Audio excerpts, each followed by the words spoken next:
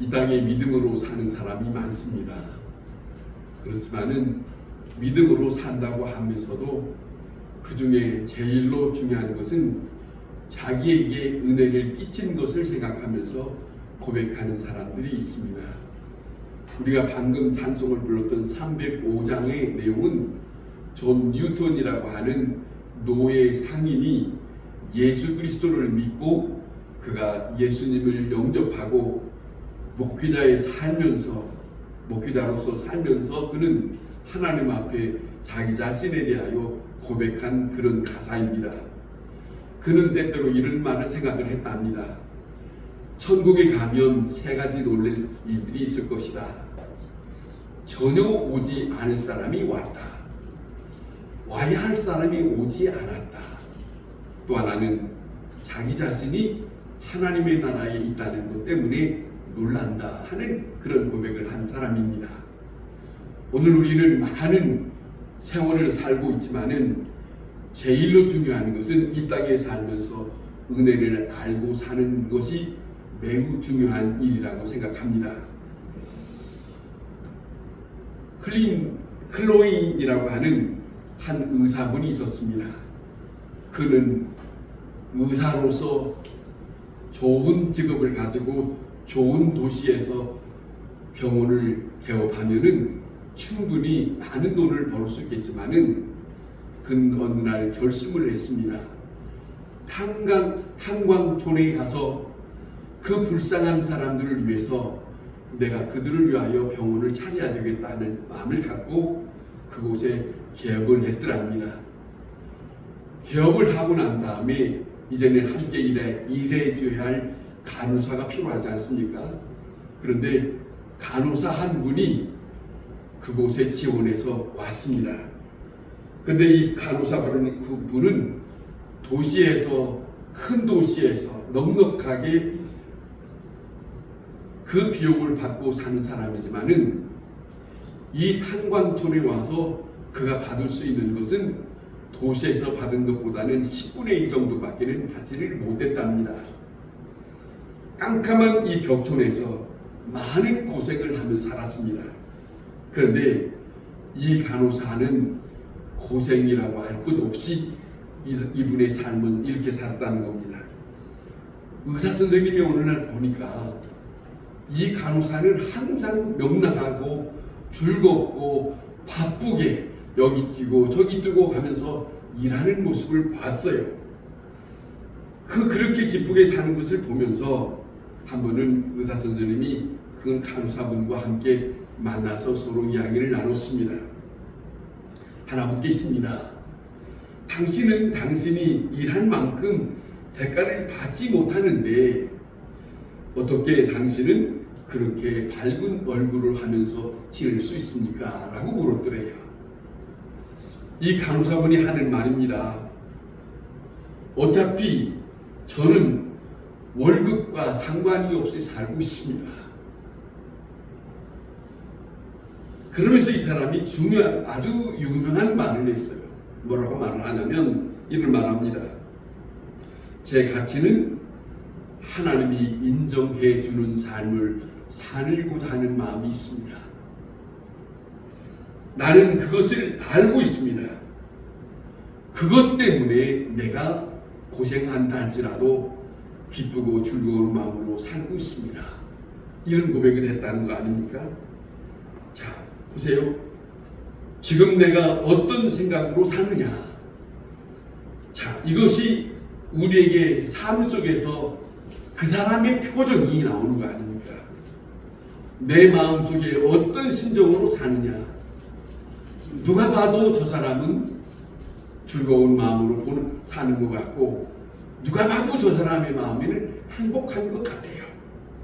자, 이 삶이 오늘도 우리에게는 있는지 또 사도 바울은 이렇게 말하는 거예요.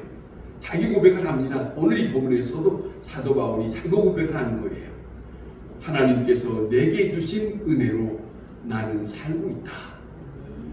하나님께서 내게 주신 은혜가 있다고 본인은 고백하고 있다 하는 거예요. 또 하나는 사도 바울이 고백하는 또 하나는 이겁니다.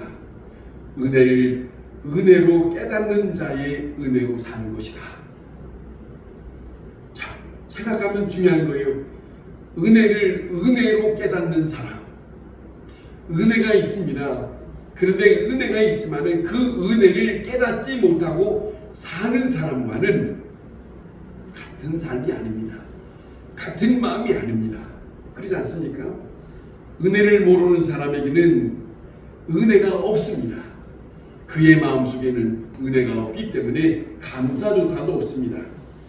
세상의 부모의 사랑을 안 받은 사람이 어디에 있겠습니까마는, 그러나 은혜를 모르고 은혜를 저버리고 있는 사람은 부조하다라고 말합니다. 그리고 그 사람의 삶 속에는 원망과 불평뿐입니다. 왜 나에게는 이런 삶을 살아가게 되었는가라고 원망과 불평하면서 사는 것은 자기에게 이미 끼친 은혜에 대한 감사가 없기 때문에 그와 같은 말을 고백하면서 사는 것이다. 은혜를 은혜로 아는 자만이 은혜 안에서 사는 기쁨이 있어요. 그리고 그 고백 속에 다른 사람에게도 비추어질 때에 좋은 뜻으로 비추어지는 거예요. 왜? 그 은혜 안에 이 속에서 이것이 넘치니까 다른 사람에게 비치는 것도 즐겁게 비치는 것이다 하는 겁니다. 중요한 것은 또 하나는 이겁니다. 이 은혜 안에 사는 사람에게는 믿음이 있는 거예요. 믿음이 있어요.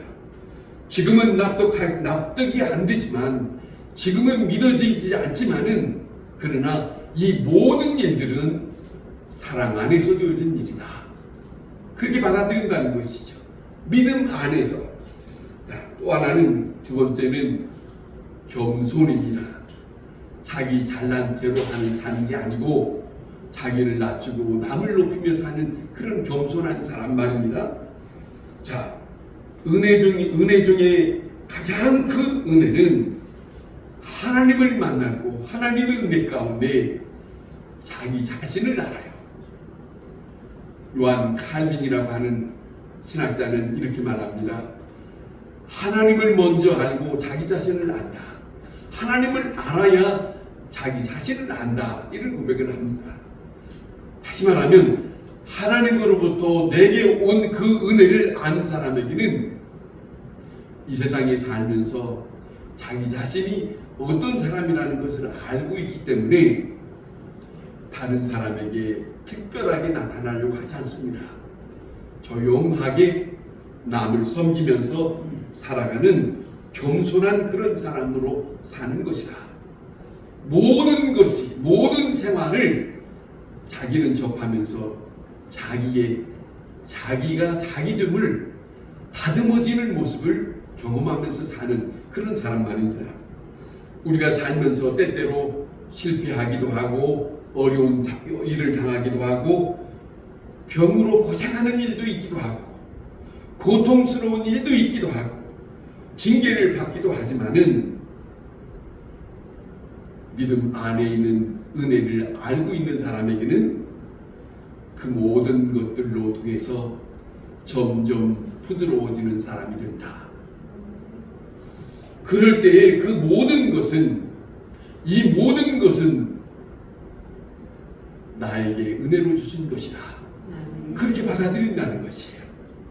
그렇게 받아들이는 그런 모습을 가지고 있기 때문에 그의 마음속에는 점점점 낮아지면서 남을 생각하면서 부드러운 사람으로 우리가 살면서 이 사람 저 사람을 만나보지만은 강한 사람이 있는가 하면 항상 강해요.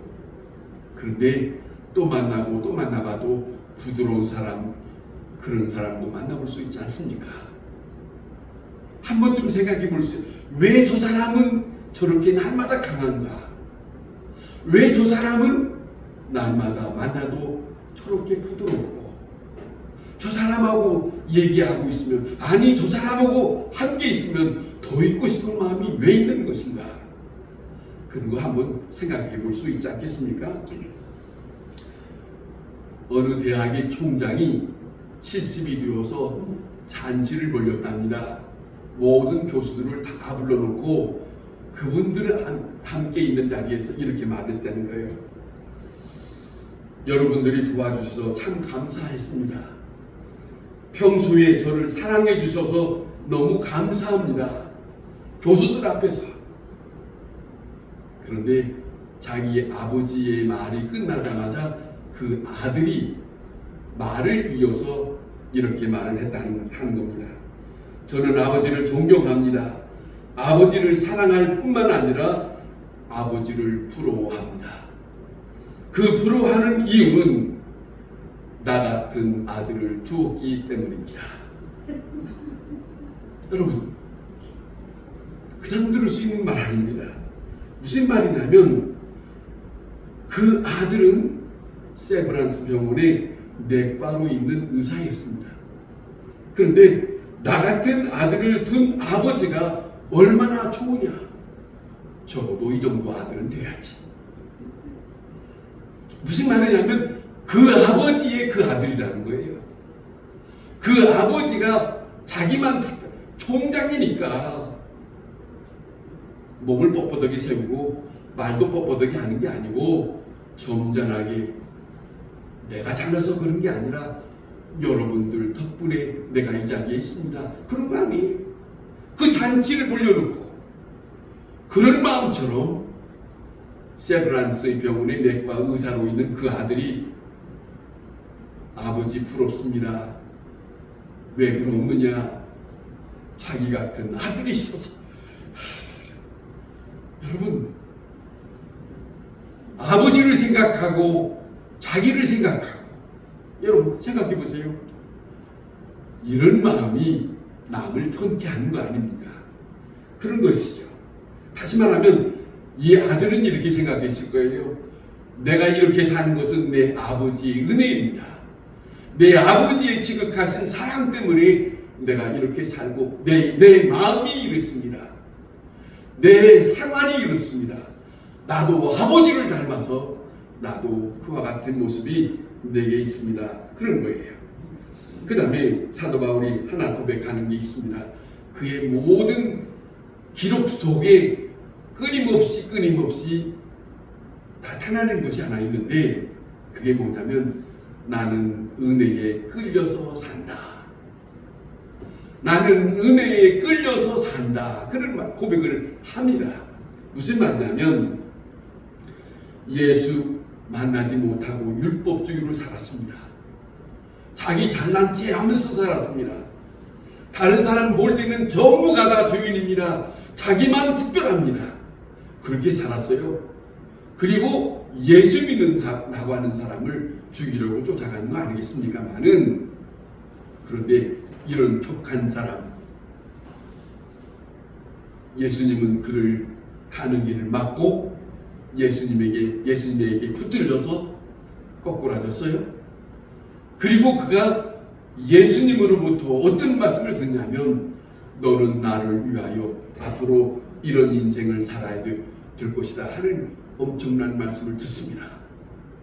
지난날의 자기의 생각이나 지난날의 자기의 지식적인 것이 이제는 다 멈추었어요. 다 멈추고 자기를 붙들고 자기를 포로했던 그 예수님으로부터 자기 인생을 남은 인생을 살아가는 그 삶을 살면서 나는 은혜의 포로 되었고 은혜에 끌려 사는 사람이 되었다. 여러분 어떤 생각이 듭니까? 여러분 무슨 말씀이냐면 나는 그 은혜에 끌려 사는 사람이 되었다고 하는 그 고백이 은혜를 주신 자에 대해서 잃어버리지 않는다. 여러분 잊지 마세요. 이 자리에 있는 것도 감사한 겁니다. 난 다음부터 이 자리에 안 올 거야. 어찌 이런 생각을 가질 수 있어요? 이 자리에 있는 것이 그냥 있는 게 아니에요. 하나님의 은혜입니다. 아멘. 내가 오고 싶어서 오는 건가요? 안 오고 싶어서 못 오는 사람도 있다고. 제가 말씀드립니다. 몇 번이고 말씀드리지만은 여러분 걸을 수 있을 만큼이 되면은 적어도 하나님의 말씀을 듣고 싶어서 아니 내게 은혜를 주신 그분의 말씀을 듣지 않고서는 나는 살 수 없다. 이것이 적어도 내 마음속에는 있어야 하지 않겠습니까? 그런 거예요. 주 은혜를 주신 자를 잊을 수 없는 그분과 함께하는 삶을 사는 사람. 그 사람이 부러운 사람이죠. 믿으면서 믿는 사람으로부터 부러울 수 있는 것이 어떤 사람이 부러운가 우리가 생각해야 합니다. 다른 열심이 아니라 그 은혜 안에서 기쁨을 갖고 그 은혜 안에서 어떤 환경이 있다 할지라도 그거 상관없이 굳굳하게 그 은혜 주신 분 안에서 그 은혜 안에 보답할 양으로 사는 그 마음을 가진 사람. 그냥 교회만 왔다 갔다 하는 것으로 족하게 생각하면 안 됩니다. 나는 예수를 믿었던 사도 바울이 말합니다. 나는 예수를 믿는 사람을 핍박하고 예수 믿는 사람을 죽이려고 했으니까 그렇게 죽이려고 했던 나쁜 사람인데 어찌하여 나 같은 사람을 가던 길을 멈출 수 있는 사울아 사울아 나를 불러서 나에게 가는 길을 멈추게 하시고 나에게 어찌하여 이렇게 개인적으로 예수님을 만나주십니까? 그거 아닙니까? 왜 나를 포로시키고 왜 나를 그리스도의 사람이 되게 하셨습니까? 왜 나를 그리스도를 위하여 평생도록 그 삶을 살아갈 수 있도록 왜 나를 붙드십니까? 이 사도 바울이 혼자 생각을 하는 거예요. 다시 돌이켜 생각하면 나는 예수님을 믿는 사람에게 핍박을 하고 죽이려고 했기 때문에 벼락마다 죽어 마땅한 그리고 지옥 갈 수 있는 사람인데 나 같은 사람을 예수님께서 붙드사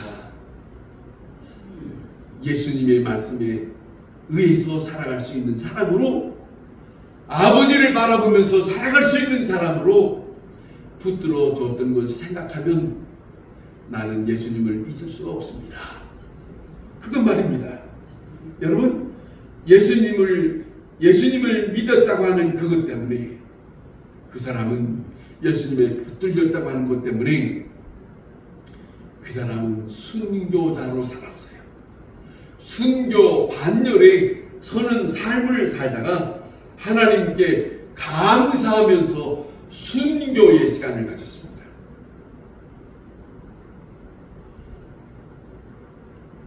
제가 소아시아에 가보니까 그 당시에 사도 바울이 살았던 예배소에는 아주 지금 못지않게 의리의리하게 잘 살았더라고 보니까 그들 앞에서 외쳤습니다. 사도 바울이 예수를 믿으라고 외치던 사람입니다만은 보세요. 사람의 마음은 다 똑같습니다. 마음 빼앗길 수 있죠. 저 사람들 저렇게 잘 사는데 나도 그렇게 살아보면 안 될까라고 하는 마음을 가질 수 있지만은 바울은 아니에요. 나를 붙드시는 이 나에게 은혜를 끼치신 이 저 세상에 사는 저 사람들 부러울 것 없다. 이 길을 일생 동안 가진 것 없이 거쳐도 변변치 않게 가족도 이루지 아니하고 오직 주님만 생각하면서 왜 그랬을까? 그에게 끼친 은혜가 크기 때문에. 여러분 사도 바울은 우리가 잘 알듯이 질병이 있는 사람이었습니다. 우리는 조금만 아프면 아이고 나는 왜 이러는 거야? 내가 왜 이 질병을 가지고 이렇게 살아야 되는 거야? 가끔 그렇지요. 싫어해요. 그런데 바울은 자기가 가진 질병 때문에 3번을 하나님 앞에 기도했다고 고린도 후서의 말씀을 전하고 있어요. 그런데 하나님 앞에 3번을 기도했는데 하나님은 그 질병을 낫게 하지 않으셨다는 겁니다. 그리고 그가 다시 돌이켜 안 낫게 했던 것 때문에 원망과 불평하지 않고 왜 나에게 이 질병을 고쳐주지 않으십니까? 라고 원망하지 않고 그는 마음속에 이런 마음을 가졌다고 고린도후서 10장에 이렇게 고백합니다. 자만하지 않게 하시려고 내 육체의 가시 곧 사탄의 사자를 내게 주셨다. 나쁘게 말하지 않아요.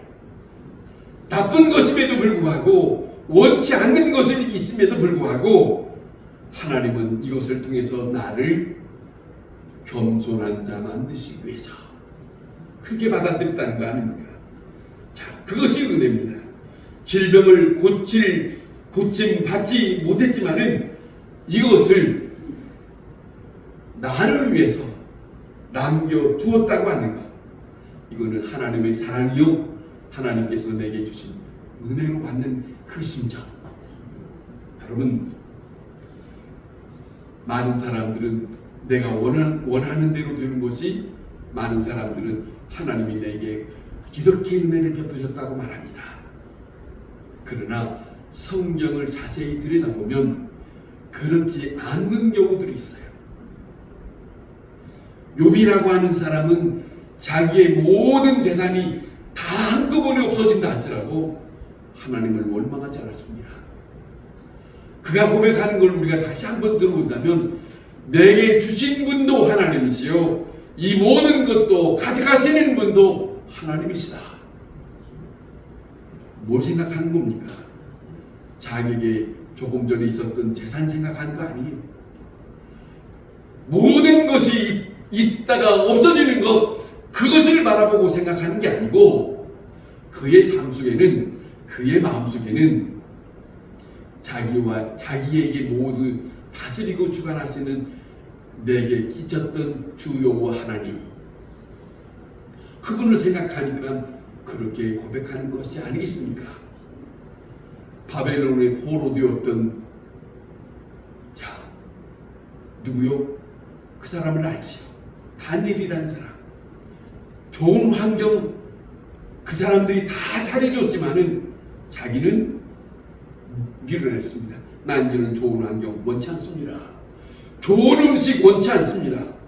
오직 다니엘의 마음에는 하나님과 자기만이 아는 기도의 시간을 선택한 하루에 3번. 왜 그랬을까? 다른 사람들이 다 놓칠 때 다니엘만은, 자기만은 내게 향하신 하나님의 그 놀라우신 사랑을 나는 저버릴 수 없다. 그 마음이 있기 때문에 하나님의 관계를 놓치지 않는 그 마음이 있지 않았겠습니까?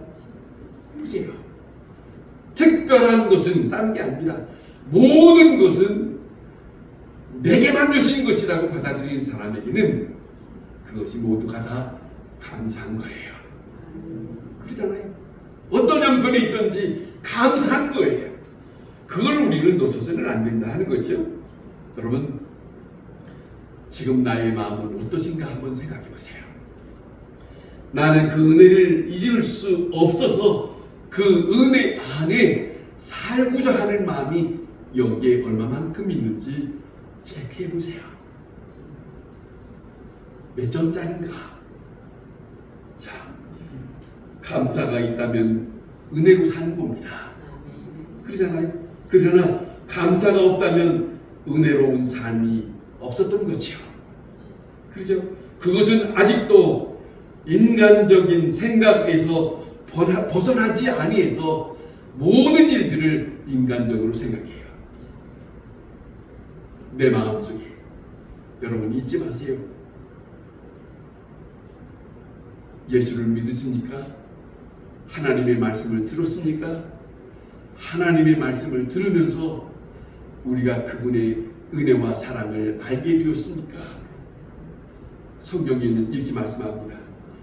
깨닫는 자에게 죄 사함을 받게 하려 함이지만 깨닫지 못하는 자에게는 죄 사함을 받지 못하게 하려 함이라 라고 아주 무서운 말씀이 있습니다. 깨닫는 것은 내게 주신 은혜입니다. 깨닫게 하는 것은 내게 주신 하나님의 축복입니다. 이걸로 줘서는 안 돼요. 내가 들으면서, 내가 하나님의 말씀을 들으면서 내가 깨닫지 못하면 이거는 엄청난 무서운 것이 내 앞에 있는 거예요. 시간마다 가만히 있지 마시고, 정말로 중요한 것은 예수님이 복음서에 보면 4가지의 마음을 소개했어요. 4가지의 마음을.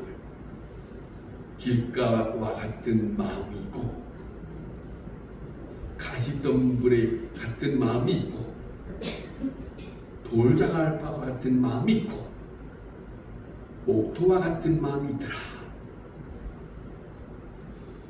예수님은 그렇게 사람들을 앉혀놓고 마음이 4가지가 있더라. 그런데 제일로 복된 마음은, 여러분 들으시면서 생각해 보세요. 길가와 같은 마음은, 길가시 어떻게 생겼습니까? 부드럽지 않아요. 부드럽지 않고 아주 매끈하고 사람들이 다녔고 아주 굳었어요. 말씀에 씨앗이 떨어졌으나 이거는 새가 와서 가져갔기 때문에 이렇게 말씀을 표현하거든요. 무슨 말씀이 뭐냐면, 그래서 하는 말씀입니다. 졸면서 아버지의 씨앗, 말씀의 씨앗이 떨어졌는데, 졸면서 들은 마음의 밭은 어떤 마음입니까? 무서운 일 알아야 돼요. 졸면서 들을 수 없어요. 돌짝갈바 같은 것이 무엇입니까? 잠깐 동안 흙이 묻어서 잠깐 동안 있지만 메말라 버린다. 가시덤불과 같은 그 밭은 무엇이냐? 밑에서 뿌리를 내렸지만은 위에가 덮어서 올라올 수가 없다. 무슨 말이냐? 세상의 염려, 이런 것 저런 것 염려, 이런 것이 자기를 일어나지 못하게. 여러분, 그런데 옥토와 같은 마음, 진도에는 자갈들이 많은 땅이 있던데 이 너머 해남에는 황토밭 좋잖아요. 진도 사람들이 부러워한 황토밭, 해남의 땅. 그 땅은 너무너무 좋아요. 옥토예요. 뭐든지 해도 잘 자라요. 좋은 결실을 얻어요. 저는 성경을 그냥 쉽게 받아들이지 않습니다. 저는 너무너무 감사한 생각이 있어요. 하나님의 말씀 한 구절 한 구절이 저한테는 아주 강하게 와요. 그 마음이 있습니다. 그 하나님의 말씀, 우리는 예수님을 본 일이 없어요. 우리는 하나님을 본 일이 없어요. 오직 하나님의 말씀을 듣고 하나님의 사람으로 사는 거예요. 그러잖아요. 근데 그 하나님의 말씀 속에 우리에게 향한 아버지의 사랑과 은혜, 그것이 있다면 받아들여야지. 어떤 일을 있다 할지라도 이거는 받아들여야지. 그러잖아요. 여러분, 강권적으로 주신 은혜 안에 은혜를 알면 나의 생각, 내가 살아가는 마음이 달라집니다. 이거는 환경이 바뀌는 것이 아니에요. 은혜 때문에 마음이 달라지는 거예요. 하나님의 말씀이 내게 어떻게 받아들이냐는 것은 그 마음의 박태 차이 때문에 각기 달라요. 그러나 중요한 것은 옥토와 같은 마음이 있다면 그 은혜로 여기고, 그잖아요. 은혜 때문에 나는 내가 정말로 산다. 은혜 때문에 어떤 형편에 어려움이 있다 할지라도 나는 그 은혜 때문에 감사하면서 산다. 여호와 하나님으로부터 온 은혜를 깨닫는 자는 그 은혜를 생각하며 산다는 것을 잊지 마세요.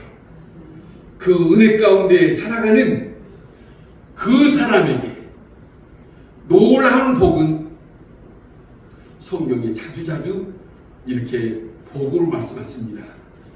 그 마음에는 기쁨과 즐거움의 마음이 있다. 아멘. 기도하겠습니다.